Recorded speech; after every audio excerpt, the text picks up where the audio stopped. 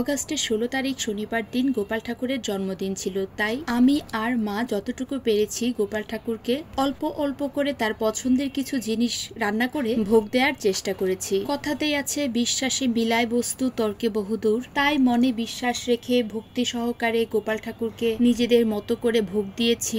আর সারাদিন কিভাবে গোপাল ঠাকুরের ভোগের আয়োজন করেছি তা নিয়েই থাকছে আজকের এই ছোট ভিডিওটি। তো কেমন আছেন সবাই? আমি তো মোটামুটি ভালোই আছি। আর তারই সাথে সবাইকে শ্রীকৃষ্ণের জন্মাষ্টমীর অনেক অনেক অনেক শুভেচ্ছা। যদিও এই ভিডিওটা আমি অনেক দেরিতে আপলোড করছি, আসলে সংসারের সবকিছু মেনটেন করে ভিডিও এডিট করাটা একটু টাফ হয়ে যায়, তাই ভিডিওটা দিতে দেরি হয়ে গেল। তো যাই হোক, আমি দুপুরবেলা রান্না বান্না শেষ করেছি আমাদের ঘরের খাওয়ার জন্য। তারপর 1:30টার সময় স্নান টান করে ভালো করে শ্যাম্পু করে ঠাকুর ঘরে চলে এসেছি গোপাল ঠাকুরের জন্মদিনের ভোগের আয়োজন করার জন্য। আমার শাশুড়ি মা সকাল সকালই ঠাকুর ঘরে চলে গিয়েছে।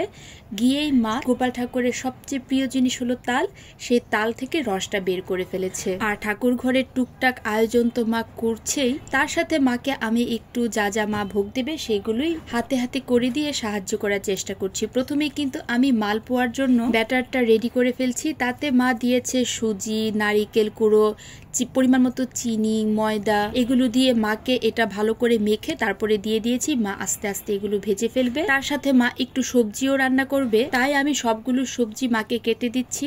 এই যে দেখুন, কথা বলতে বলতে কিন্তু আমার সবজি কাটা হয়ে গিয়েছে। আর মা এখানে মালপোয়াগুলোও ভেজে ফেলছে। প্রত্যেকটা মালপোয়া অনেক ভালো হয়েছিল।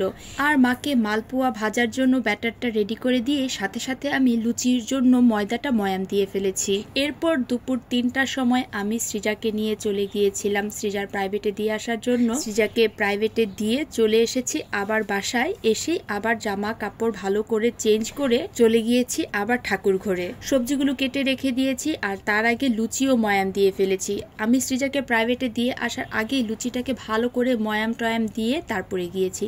এবার লুচিটাকে ভালো করে ছোট ছোট করে বেলে বেলে দিচ্ছিলাম মাকে। আর তার সাথে মা কলার বড়াও করবে। লুচি বেলা এদিকে আমার মোটামুটি শেষ হয়ে গিয়েছে। আর কলাগুলোকে ভালো করে চটকিয়ে তাতে আমরা দিয়ে দিব পরিমাণ মতো চিনি, ময়দা আর অল্প একটু নারিকেল কুড়ো। ব্যাস, এটাকে আমি ভালো করে মিক্স করব।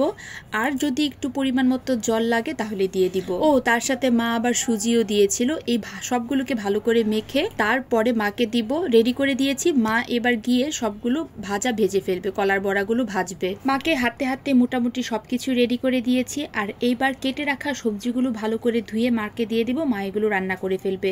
এবার আমাকে বলে ফেলুন তো আমার এই ভিডিওটা কারা কোন জায়গা থেকে দেখছেন, আর ময়মনসিংহ থেকে কারা দেখছেন তারা কিন্তু অবশ্যই আমাকে কমেন্ট বক্সে জানাবেন। আর কারা কারা গোপাল ঠাকুরের ভোগ দিয়েছেন সেটাও কিন্তু আমাকে কমেন্ট বক্সে জানাতে পারেন। এই তো কথা বলতে বলতে আমার সবজি ধোয়া হয়ে গিয়েছে। এদিকে ঠাকুর ঘরে গিয়ে দেখি মা লুচিগুলো ভেজে নিচ্ছে। আর ওই যে তালের রসটা, তালের বড়াও করবে। আর ওইদিকে মালপোয়াও হয়ে গিয়েছে। আমরা সকাল থেকেই উপোস ছিলাম। উপোস ভাঙতে ভাঙতে আমাদের প্রায় রাত্র 9টা কি 10টা হয়ে বেজে গিয়েছিল। এই যে দেখুন, মা কিন্তু এখানে তালের বড়াগুলো করছিল। তালের বড়াগুলো এত সুন্দর হয়েছিল, খুবই ভালো হয়েছিল, একদম গোল গোল বড় বড়। গোপাল ঠাকুরের যেমন পছন্দ তেমন ভাবেই হয়েছে। আমাদের সাথে সাথে কিন্তু সৃজাও উপোস ছিল আর আমাদের দোকানের একজন স্টাফও উপোস ছিল। চলুন গোপাল ঠাকুরকে আমরা সবাই মিলে এবার স্নান করাবো। তারই সুন্দর কিছু পবিত্র মুহূর্ত আপনাদের সাথে শেয়ার করি।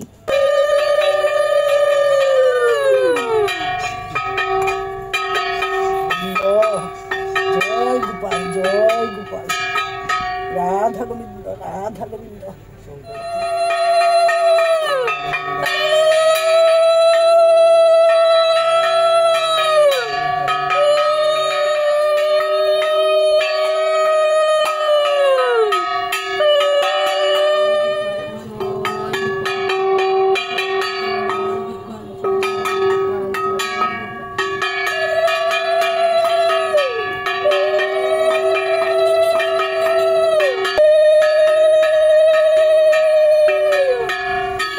গোপাল ঠাকুরকে আমরা সবাই মিলে স্নান করেছি। যারা উপোস ছিলাম তারা সবাই মিলে স্নান করিয়ে দিলাম। এবার ঠাকুরকে সুন্দর করে মুছিয়ে স্নান করিয়ে দিলাম। এইবার জল থেকে ঠাকুরকে উঠিয়ে, মানে গোপাল ঠাকুরকে উঠিয়ে ভালো করে মুছিয়ে দিব।